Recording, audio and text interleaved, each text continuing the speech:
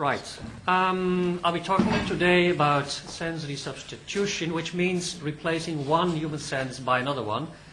Specifically in this case, trying to replace vision, once it's lost, by visual input via another sensory input, be it touch or be it hearing. Okay? There are basically two different approaches to doing that sensory substitution thing. You can either replace vision by tactile stimuli. That's what Paul Beck-Rita did for, let's say, half a century, using a matrix of electrodes that you can put on your back, or in later incarnations they use a tongue for that purpose. Or you can use human hearing to try and convey a lot of visual information. Of course, you have to do that in a special way. I'll come back to that in a second.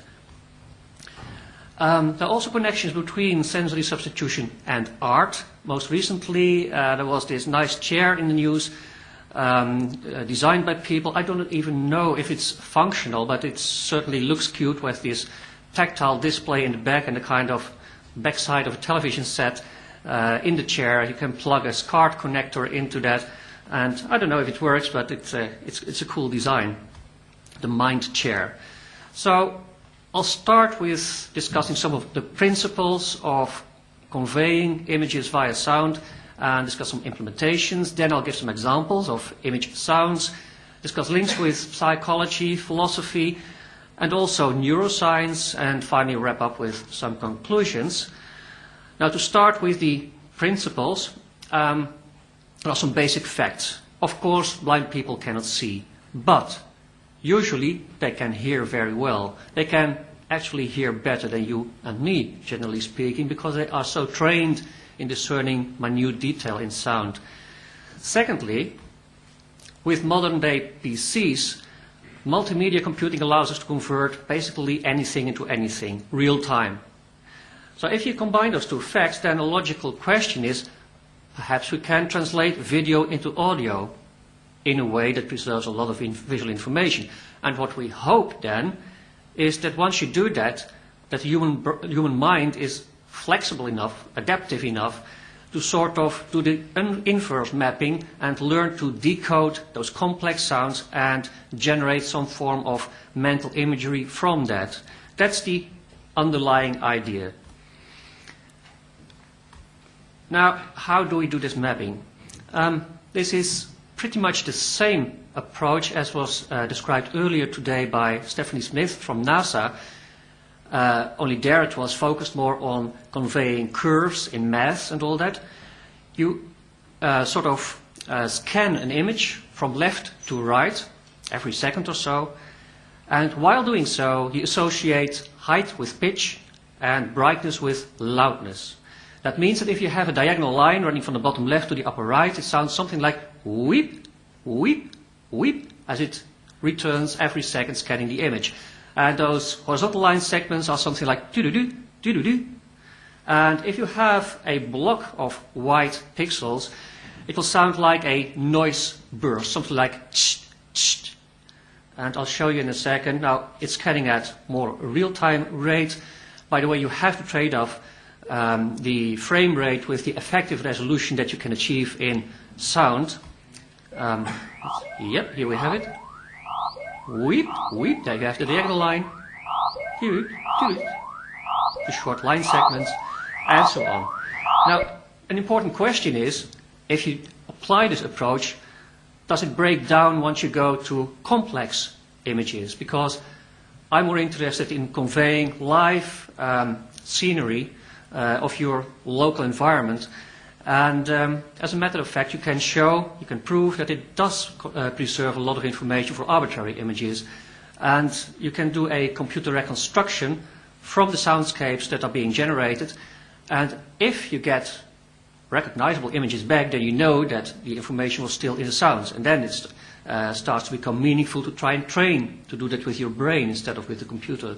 So on the left side, we have a bunch of images that are the original, low resolution, low frame rate, and on the right side of the view we have reconstructions from their corresponding sounds as generated according to the algorithm that I outlined before. Now, as a sighted person, you have no problem whatsoever to recognize what is there in the right side images. So it's meaningful information, it's still there in the sounds, and the big question then becomes, can humans, via their hearing, learn to do a similar kind of decoding? As it turns out, that's not at all easy. And our ability to recognize things deeply depends on the way things are represented. And this is an example to illustrate how representation affects your ability to recognize. In this case, we have a photograph at the top right of a parked car, and I mapped it differently using brightness for height in a three-dimensional map. So you get this kind of mountainscape, which, apart from some occlusion effects, contains the same information as the photograph, and yet you probably cannot recognize anything in it.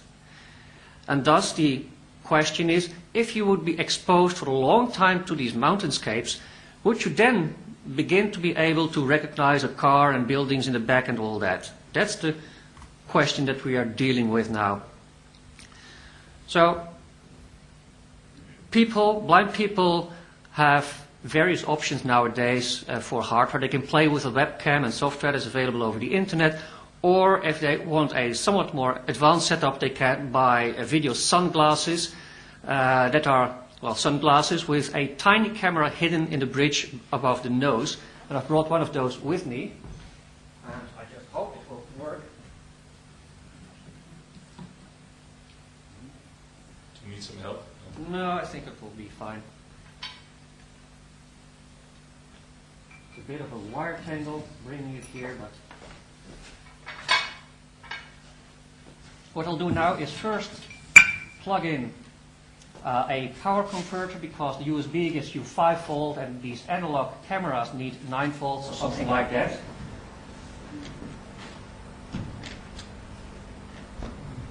So now it's powered, and because these are analog cameras, they need an extra device to convert that analog signal, video signal, into a digital signal that the computer can handle. So that's why I plug in a video capture device. That's this small block over there. And if I now launch the software that people can get from the internet, it should recognize the camera and start sounding its live view. Okay.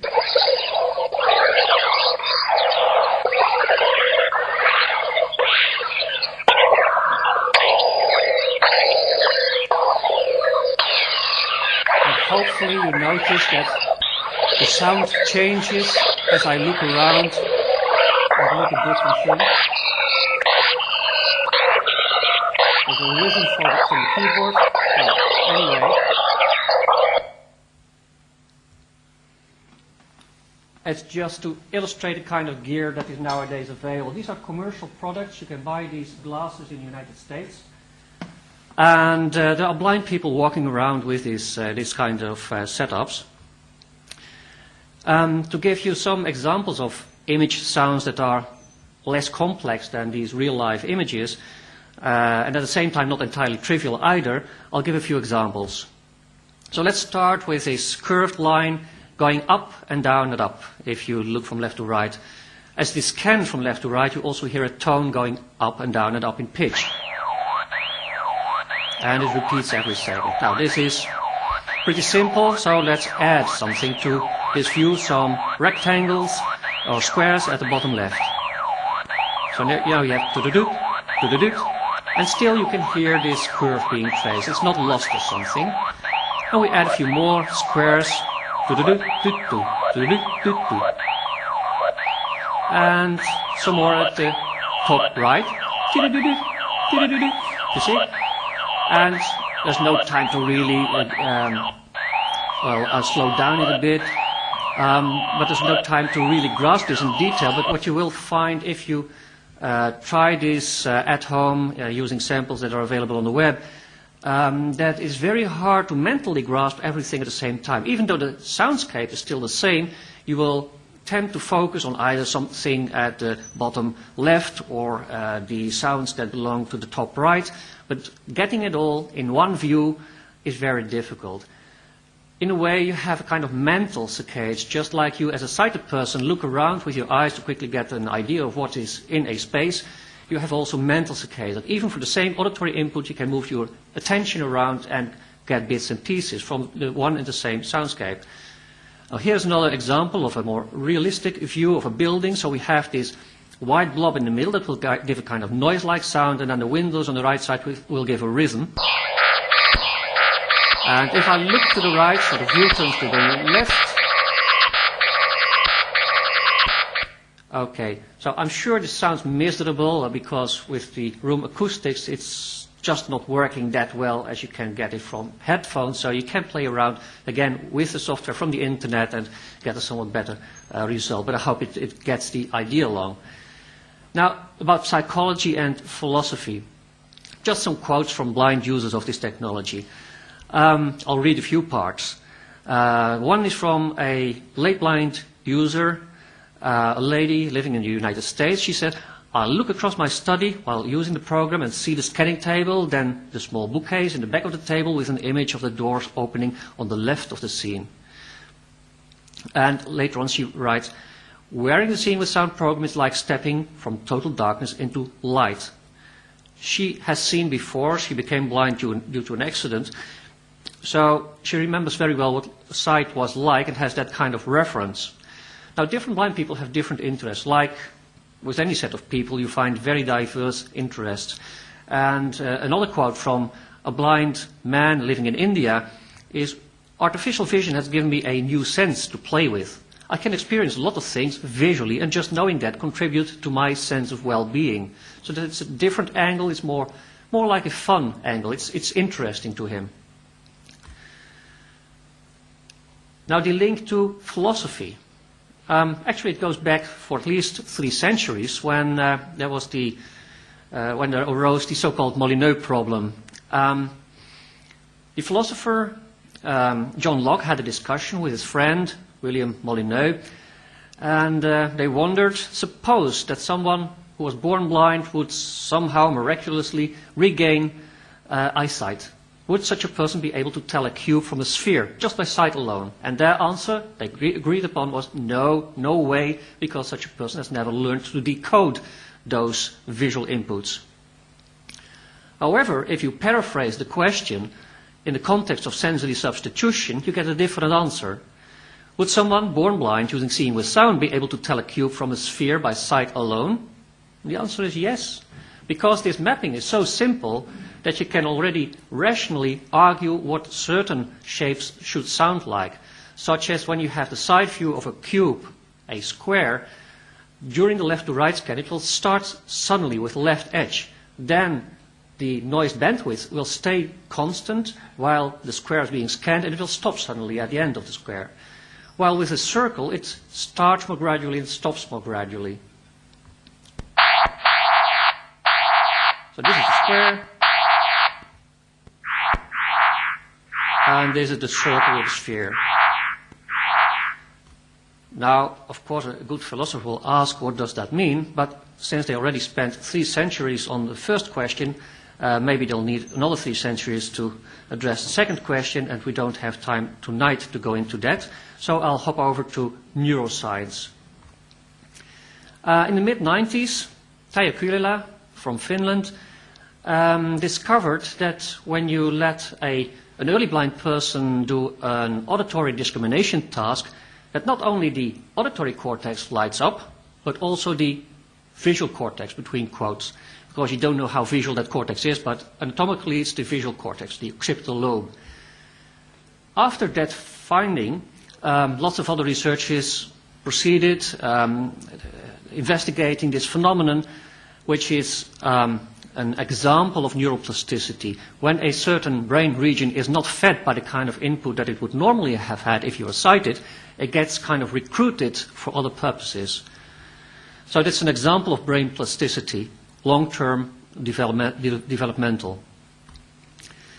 For instance, it was later on in around 2002 found by Alvaro Pascalioni of Harvard Medical School that if you blindfold sighted people, volunteers, for a week, that their visual cortex also becomes responsive to sound. just in simple sound discrimination tasks.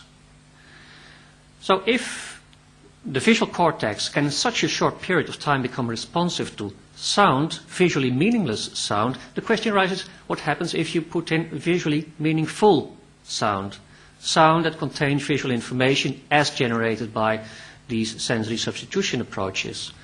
So what will happen if the voice, this technique for mapping images into sound, were applied in similar experiments? Now that kind of research has been ramping up in the last few years.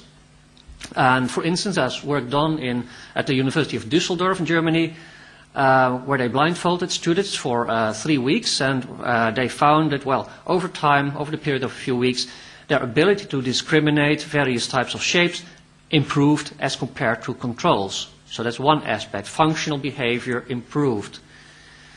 Another finding that was published last year in Nature Neuroscience, and based on research done at Harvard Medical School, is that a certain brain region that was known to be involved in shape processing, shape identification, but normally responsive only to shape discrimination based on tactile input, feeling shape, or seeing a shape, that region became responsive to people who were trained with this seeing with sound system. So it looks like this region does not care too much from which modality the information comes, but is rather interested in the kind of information that is in there, no matter what kind of modality. This region does not, for instance, respond to the sounds of a barking dog, for example. So it looks like there are computational modules in the brain that can be rewired to other sensory inputs. If I have the time, I think I can spare 4 minutes for a video. Okay. Last month there was a broadcast on Canadian television about a subject that was an experienced user of the voice, and so what we're going to do is test you on identifying objects using the voice. Functional MRI studies show that visual as well as auditory parts of Pat's brain are activated when she uses the voice. What we want to know now is whether their activity... To find out how essential these visual areas are, Pasquale Leone plans to use TMS, or transcranial magnetic stimulation, a device he helped develop, to block their activity. Okay. So Pat, I'm going to actually list out the objects that you're going to be seeing with the voice right now, and Sarah's going to hand them out to you. So the first one is a water bottle. Okay. So I'm placing the first object in front of you. To begin, Pat familiarizes herself with a series of objects by listening to their soundscapes with the voice. The next one is a spider. It's also on a white background. Spider? Yes, it's a spider.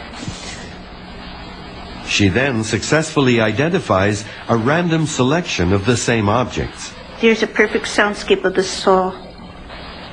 You can hear the sound, and then you can hear the handle and the teeth. Okay, I can hear the legs in it this time. And so we are delivering pulses on the occipital pole, which is right in the back of your head. Interesting.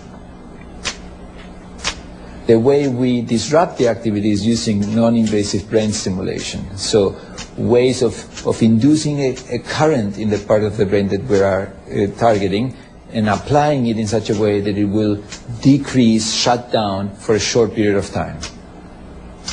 But as soon as TMS is applied, her ability to identify the objects falters.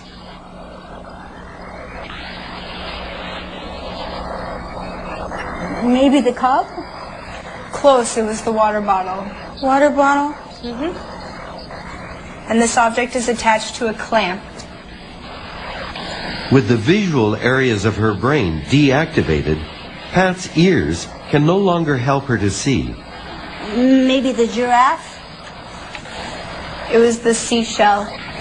It's too blurry. The wrench, maybe? Maybe the spider? It's like everything's underwater. It's all washed out. So we've learned that not only is this visual part of the brain activated, but that it's actually needed or causally related to the ability to use the voice. The mind, when it's exposed to it, it wants to see. It wants to understand what's around it. Pat's ability to see through her ears confirms what Pasquale Leone and others have long suspected about the adaptability of modules in the brain. Instead of thinking of the brain as a large part of it devoted to sight and a large part of it devoted to hearing and so forth, to think of the brain as organized in areas that do a certain computation. See if we can catch a Steve. The voice, available free from the web, has reconnected Pat to her joy in life. The pleasures of learning to see again. Okay, so temporarily knocking out the visual cortex of this blind user of the voice spoils her ability to see for a short period of time. So it really proves that the visual cortex does get involved again. Up to what level? Well, again, that is part of follow-up research to be done, because vision is tremendously complex, very multifaceted. So you can't just simplify and say that this implies that there is sight as we know it. Important questions that remain are, how practical will this become over time for experienced users? What can they learn to do with it? What can they not learn to do with it? Why is that? Can we understand it? Can we improve upon it via additional methods? Lots of questions that we do not have answers for yet. There's also the kind of mystery of the qualia, the kind of experience that you have. For instance, going back to this diagonal line, you can either hear a diagonal line or see it. It's the same information, same visual information, and still there's a key difference in your experience of it. Why is that? Can we bridge that? Can we somehow make the brain jump that gap, especially if you're blind and have a need to have this visual experience again? How can you get the brain to get that visual experience from that visual information encoded in sound? This seems to have also links to synesthesia. Some people, otherwise normal people, experience colors when they see letters, or they hear sounds when they see certain forms, and so on and so forth. There are many possible combinations. What can we learn from them? Somehow, in their case, this qualia gap is somewhat bridged. And that's the kind of thing that we would like to elaborate upon once we understand better how it all works. So to wrap up, seeing with sound is something where research is ongoing on both sides of the Atlantic, actually. There are projects going on in Europe and in the United States. It's quite affordable, because unlike the tactile displays, for which there's no standard technology that you can buy in the shop for these matrix displays, with headphones, that's no issue. It's, I mean, 10 euros, $10, whatever, then you have already a fairly good set of headphones. It's also non-invasive. You don't have any surgery needed for this. And it's because of the use of mass market technology already available worldwide. And anyone who wants to know more about it can go to this website, www.artificialvision.com, where you can also get examples of image sounds, software, and so forth to play with. Okay, I'd like to leave it at this and maybe give room for some questions or comments. Are there any questions? Could you do the microphone? Could you pass it around? The eyepiece, does it use one camera or two cameras? One camera right now, yeah. There are no similar setups commercially available that have two cameras. I'd love to have stereo cameras. Yes. The software supports the use of stereo cameras, so it can take in two images and from the disparity calculate the depth map and integrate that in the soundscapes. So in terms of software it's supported, but in terms of hardware it's still difficult to get an adequate setup without having an electronics engineer nearby to make it work. But the experiments with that have an effect on the blind people. Blind people are able to hear the difference between left and right in the two different images. Well, it hasn't been tried with stereo vision setups, so not with two cameras, but stereo is used in the monocular camera setup to support the perception of the left to right scanning. In principle, it's not needed because you can have a reference click that says, well, now starts the beginning of the next view, but perceptually it makes life easier to have this supplementary stereo effect for the panning from left to right. Have you experimented as well with depth perception? I could imagine a device using a scanning system with infrared lasers to gauge depth and generate an image like that as well.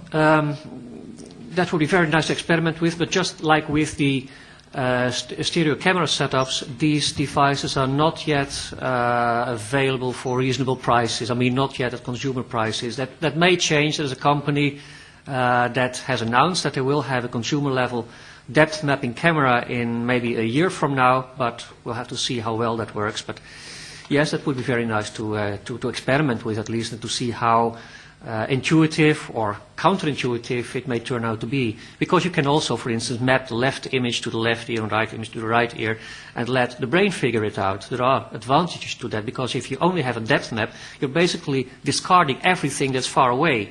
Well, there may be very important landmarks far away from you that you need in your tracking, in your navigation.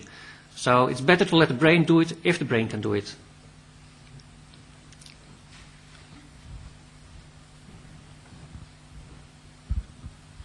I was wondering if your experienced users mimic the sounds that they've learned to associate with particular images. Like I can imitate music that I hear by singing.